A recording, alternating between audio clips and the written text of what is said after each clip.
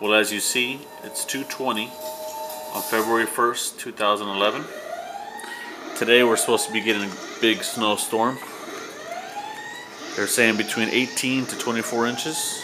Winds could be as high as 60 miles an hour along the lakeshore with waves as high as 30 feet. So we're going to take a look outside, see what the weather's like right now.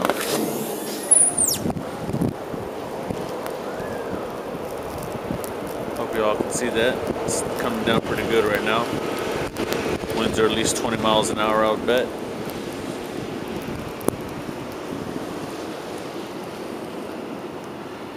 Just take a look at the streets and see how much snow there is right now. We'll compare that with later.